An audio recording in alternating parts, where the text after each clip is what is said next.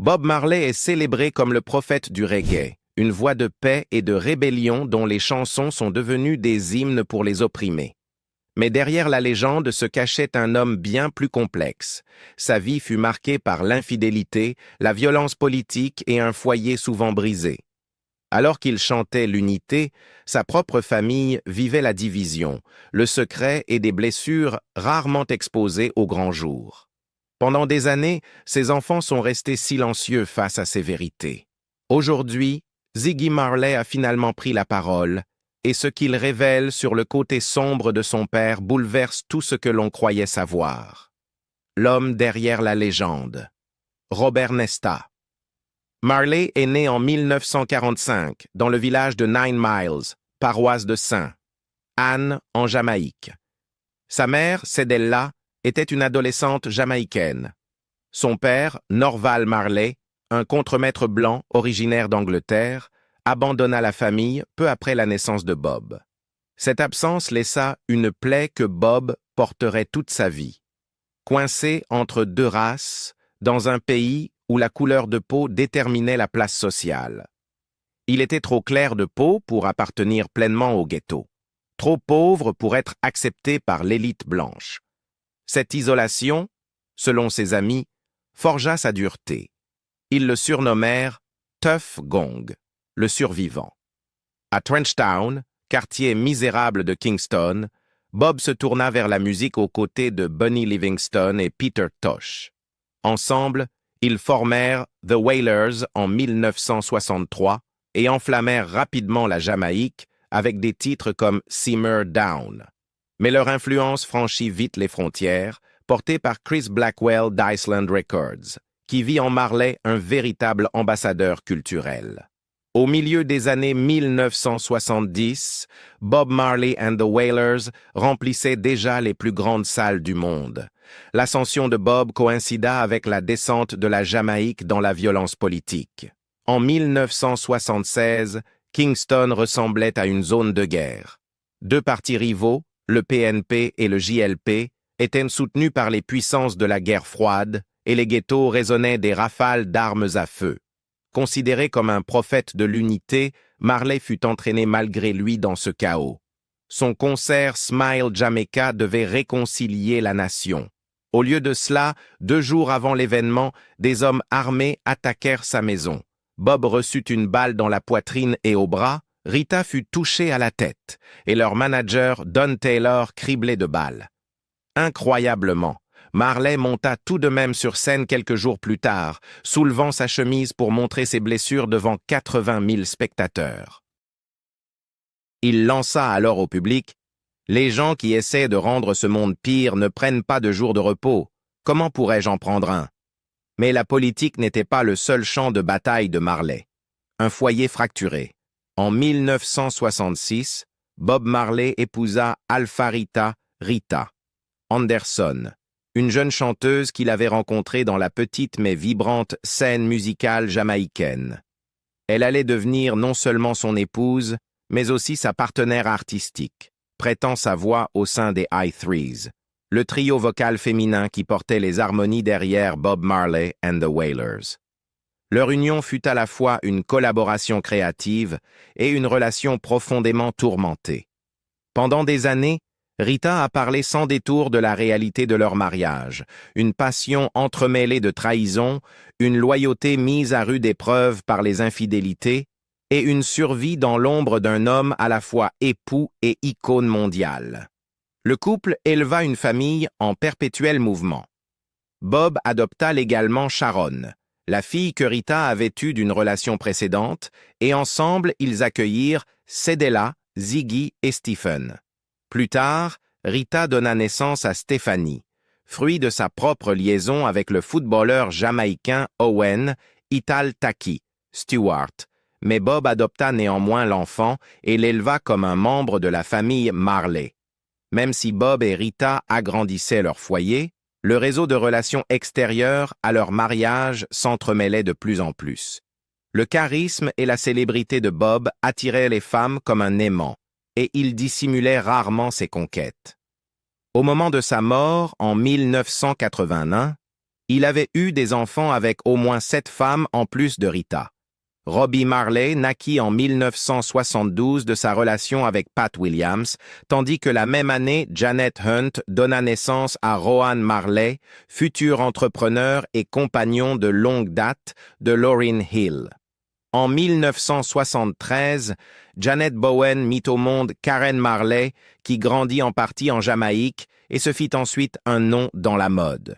Julian Marley, né en 1975 de Lucy Pounder, devint multi-instrumentiste et artiste reggae récompensé aux Grammy Awards, portant la torche musicale de son père. Ky-Mani, né en 1976 d'Anita Belnavis, s'orienta vers la musique et le cinéma. Tandis que le plus jeune et peut-être le plus reconnu internationalement, Damian Junior Gong Marley, vit le jour en 1978, fruit de la relation de Bob avec Cindy Breakspear, Miss Monde et compagne ouvertement assumée. La relation entre Cindy Breakspear et Bob fut différente de bien d'autres. Elle se déroula sous les yeux du public. Lorsqu'elle remporta la couronne de Miss Monde en 1976, l'union de la reine de beauté internationale et du prophète musical de la Jamaïque devint irrésistible pour la presse. Leur romance fit la une des journaux et alimenta les rumeurs sur l'île, rappel constant pour Rita que les infidélités de son mari n'étaient plus une affaire privée, mais un sujet de commérages nationaux. Pour Rita, l'humiliation fut d'autant plus vive que Bob affichait ouvertement cette relation, alors qu'elle restait l'épouse légale et la mère de sa famille centrale. Dans ses mémoires de 2004, No Woman, No Cry, Rita admit qu'elle avait dû opérer une douloureuse réinterprétation de son mariage. Les liaisons n'étaient pas un secret qu'elle pouvait ignorer. Elles étaient une réalité quotidienne. Pour survivre, expliqua-t-elle, elle commença à considérer Bob non plus comme un mari, mais comme un frère. C'était une stratégie de survie, une façon de préserver l'amour sans s'effondrer sous le poids de la trahison. Elle confia, « Comme on dit, tu serres les dents et tu supportes l'infidélité, c'est ce que j'ai dû faire parce que j'étais tellement amoureuse de cet homme. » Les contradictions étaient flagrantes. Bob Marley projetait au monde un message d'amour, d'élévation et de fidélité à des idéaux spirituels. Des chansons comme No Woman, No Cry et One Love dessinaient une vision d'unité et de tendresse. Pourtant, sa vie privée racontait une histoire bien plus agitée. Ses enfants grandissaient dispersés dans différents foyers, son épouse subissait la présence constante de rivales, et ses relations mettaient souvent à l'épreuve les idéaux d'harmonie et de fraternité qu'il prêchait sur scène. Malgré ce tumulte, la famille Marley a toujours insisté sur le fait que Bob n'avait jamais abandonné son rôle paternel. Les récits de ses enfants le décrivent à la fois affectueux et exigeant, présent dans les moments importants, même s'il n'était pas toujours constant physiquement. Ziggy a rappelé que Bob avait écrit Children Playing in the Streets pour que ses enfants la chantent ensemble, leur inculquant l'idée que la musique serait leur héritage commun. D'autres l'ont décrit comme un père strict qui valorisait le respect et la spiritualité, leur enseignant les principes Rastafari en même temps que des leçons de résilience. Pour ses enfants, il n'était pas seulement une légende. Ils se souviennent d'un père qui, même dans le chaos, tenait à les guider. Cependant, ce réseau de liaisons et de rivalité laissa des cicatrices, en particulier pour Rita, contrainte de préserver l'image de Bob comme figure révolutionnaire tout en affrontant l'usure émotionnelle de vivre avec ses contradictions. Le côté sombre. Au-delà du chaos sentimental, les côtés plus sombres de Bob Marley commencèrent à apparaître d'une manière qui troubla même ses proches. Son charisme si magnétique sur scène pouvait se transformer en quelque chose de contrôlant dans sa vie privée. Amis et familles se rappellent d'un homme qui exigeait une loyauté absolue, se plaçant toujours au centre de l'orbite, en particulier avec les femmes. Rita Marley révéla plus tard que leur mariage avait été ponctué de moments d'agression et que sa domination était parfois difficile à repousser. Pour beaucoup de femmes de sa vie, aimer Bob signifiait se soumettre à ses règles. les contradictions devinrent plus aiguës à mesure que sa célébrité grandissait. Aux yeux du public, il était le prophète de la paix et du One Love. Dans les coulisses, il était plongé dans un monde où la violence était inévitable. Hommes armés et milices politiques tournaient autour de lui, surtout dans les années tendues du milieu des années 1970, alors que la Jamaïque vacillait au bord du conflit civil. La fusillade de 1976 à son domicile ne fut que l'exemple le plus visible. Les balles destinées à Bob touchèrent aussi Rita et son manager Don Taylor. Bob survécut, mais l'épisode souligna à quel point le reggae s'était imbriqué dans la politique et combien son rôle symbolique était devenu dangereux. Même après sa mort, la violence continua de hanter son entourage. Peter Tosh, ancien compagnon des Wailers, fut brutalement assassiné en 1987 dans sa propre maison par des hommes armés qu'il avait autrefois tenté de réhabiliter. La même année, Carlton Barrett, le batteur dont le rythme portait les Wailers, fut abattu devant chez lui, à Kingston. En 1999, Junior Braithwaite, autre Wailer d'origine, fut lui aussi assassiné. Pour ceux qui avaient marché aux côtés de Bob, la survie semblait moins probable que le martyre. Ses choix politiques suscitèrent également des désillusions. Le message public de Marley reposait sur la libération, l'égalité et la lutte contre Babylone, sa métaphore de l'oppression.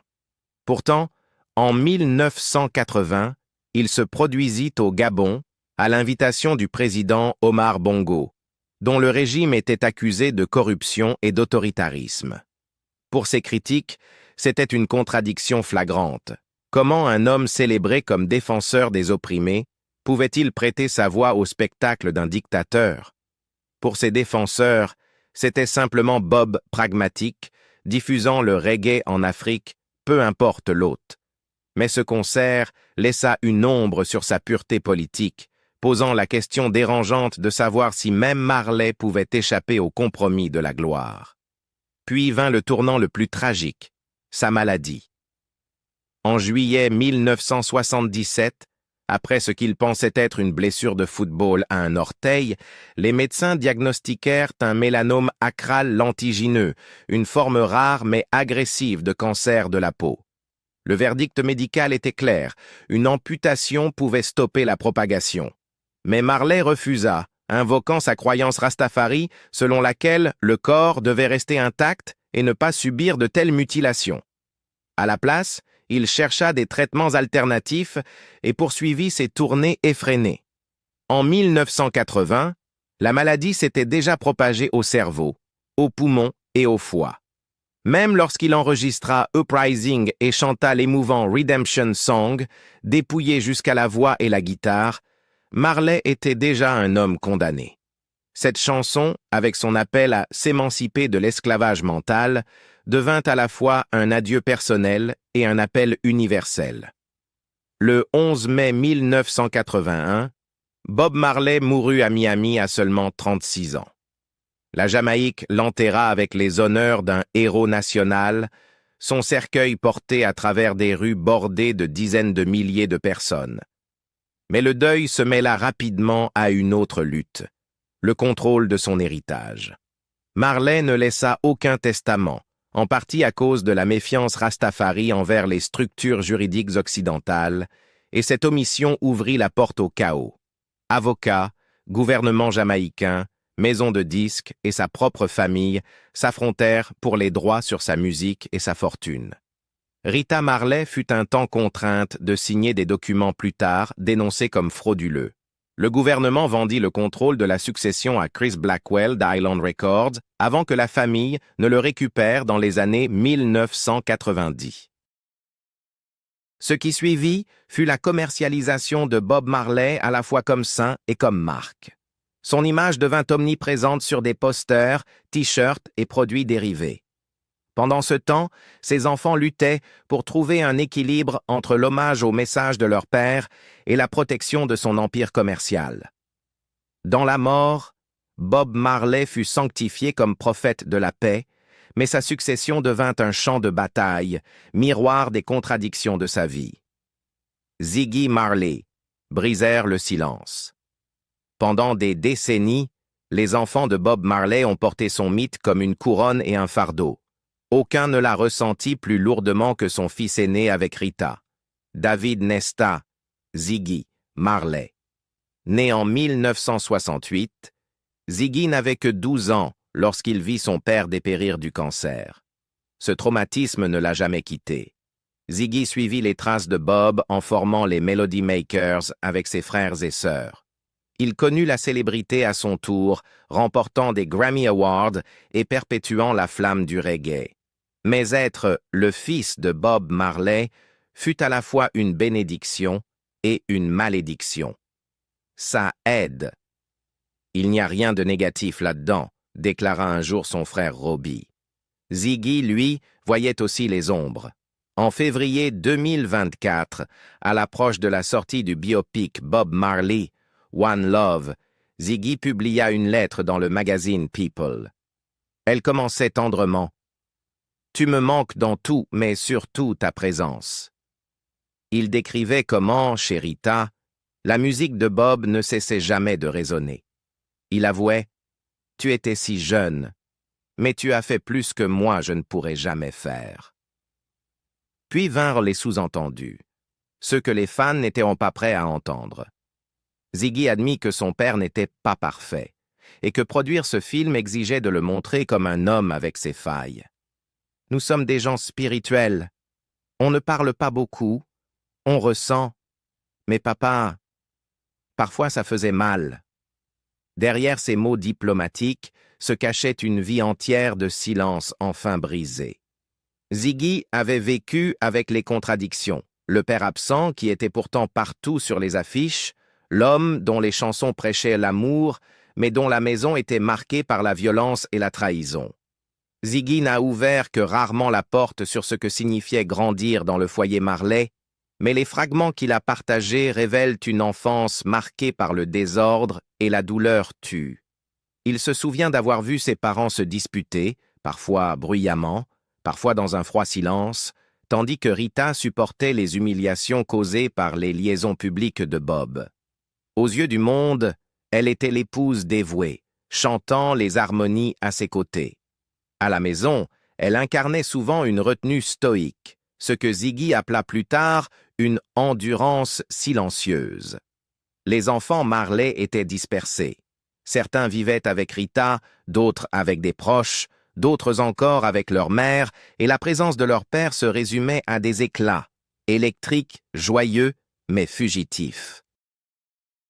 Quand Bob était là, il pouvait être chaleureux, joueur, même paternel, mais le plus souvent il était absent, en tournée, en studio ou avec d'autres femmes. Cette absence força Ziggy, fils aîné du foyer de Rita, à endosser un rôle d'adulte avant l'heure. Il devint celui qui veillait sur ses plus jeunes frères et sœurs, essayant de les stabiliser tandis que le chaos régnait autour. « Je devais être fort pour eux », a-t-il suggéré en interview, se souvenant combien la responsabilité pesait lourdement sur un garçon qui tentait encore de comprendre ses propres émotions. Une des réflexions les plus révélatrices de Ziggy est son aveu que sa mère était « cordiale » à propos des liaisons de Bob. Elle les tolérait publiquement, en parlant même sans amertume plus tard. Mais pour un enfant, cette façade ne pouvait masquer la douleur. Ziggy voyait les femmes qui allaient et venaient, voyait la dignité de sa mère mise à l'épreuve et ressentait la confusion face à l'arrivée de demi-frères et demi-sœurs issus de l'extérieur du mariage. En 2020, lors d'une interview avec NPR pour ce qui aurait été le 75e anniversaire de son père, Ziggy résuma ses sentiments par une phrase à la fois tendre et lourde de sens. « C'est un homme aimant, je crois que c'est le plus important. » Et presque dans le même souffle, il tempéra l'éloge par un constat plus discret. Il n'était pas parfait. Cette précision a imprégné presque toutes les réflexions que Ziggy a partagées à propos de Bob, une manière de concilier la révérence due à une icône mondiale et les cicatrices laissées dans leur vie privée. Lorsque le sujet des nombreux enfants hors mariage de Bob surgissait, les réponses de Ziggy portaient la même délicate dualité. Il n'a jamais nié la vérité. Il ne le pouvait pas, avec tant de frères et sœurs comme preuve vivante, mais il insistait pour que cela soit raconté de la manière la plus respectueuse possible. Cette formule, soigneuse et délibérée, révélait à la fois l'instinct d'un fils de protéger l'héritage de son père et la douleur d'avoir vu sa mère souffrir l'humiliation. Aujourd'hui père de 7 enfants, Ziggy réfléchit souvent à l'homme qu'il a perdu à seulement 12 ans à travers le prisme de sa propre paternité. Dans sa lettre de 2024 publiée avant le biopic One Love, il avouait « Tu aurais adoré être grand-père. Les petits-enfants reçoivent une part de toi à travers nous. » Une phrase tendre mais aussi profondément amère. Cela reconnaissait l'ironie cruelle. Bob Marley, le père qui avait failli à tant de ses propres enfants en étant absent, distrait ou partagé, ne vivrait jamais assez longtemps pour voir cette nouvelle génération. Pour Ziggy, chaque éclat de rire, chaque sourire qui lui rappelait son père, était à la fois un réconfort et un rappel, une présence fantomatique dans les photos de famille que Bob ne prendrait jamais. Ce paradoxe a défini la vie adulte de Ziggy. Publiquement, il honore son père comme l'artiste révolutionnaire qui a offert le reggae au monde. Privément, il lutte avec le poids d'être l'un de ses enfants laissés derrière, portant en lui les souvenirs de l'endurance de sa mère, des frères et sœurs dispersés et de la tension d'un foyer façonné par l'amour et la trahison. La paternité a aiguisé ce conflit. Ziggy a parlé de son désir d'être présent d'une manière que Bob ne l'avait jamais été. Guider, ancrer et protéger ses enfants contre le chaos qui avait marqué sa propre enfance. Les derniers mots que Bob adressa à Ziggy avant de mourir devinrent à la fois une bénédiction et un fardeau à vie. En montant, emmène-moi avec toi. En descendant, ne me déçois pas. Ziggy les a souvent répétés en interview, les qualifiant de profondément spirituels, ancrés dans une connexion père-fils nourrie par la foi Rastafari. Mais ces mots portaient aussi le poids de l'attente. Ziggy les comprit comme un ordre, celui de porter le nom, la musique et le message de son père sans jamais faillir. D'une certaine manière, Ziggy a toujours vécu sous cette ombre, pris entre la révérence pour la grandeur de Bob et la responsabilité inébranlable de ne jamais le décevoir. Ce que Ziggy a finalement révélé, parfois entre les lignes, parfois ouvertement, c'est que Bob Marley était à la fois un héros et une source de douleur. Il était un père et un étranger, un prophète et un homme imparfait dont les choix ont fracturé sa famille. Ziggy a écrit « Mon sourire t'honore. Je ris et ce rire ressemble au tien. Des morceaux de toi font partie de moi. » Mais il a aussi reconnu que produire le biopic signifiait affronter ce côté émotionnel fort de toi que les gens ne voient pas d'ordinaire. Ce côté comprenait la violence, l'infidélité, l'absence et un foyer empli de chaos. Ziggy l'a tout porté, célébrant publiquement son père, tout en pleurant en privé, l'homme qu'il avait perdu trop tôt et peut-être jamais pleinement eu. Bob Marley demeure immortel aux yeux du monde, sa musique comme un hymne à la liberté, son image comme un symbole d'unité. Mais à travers les mots de Ziggy, on voit apparaître les fissures de la légende. Un père capable d'inspirer des nations, mais de laisser ses propres enfants dans le silence. Un prophète dont les choix ont creusé des blessures au sein même de son foyer. Et vous, savoir que Bob avait ses failles, change-t-il votre ressenti lorsque vous entendez Redemption Song ou One Love? Dites-le moi en commentaire. Et si vous avez trouvé cette histoire aussi bouleversante qu'inquiétante, n'oubliez pas de liker, partager et vous abonner, car la vérité derrière les légendes mérite toujours d'être rappelée.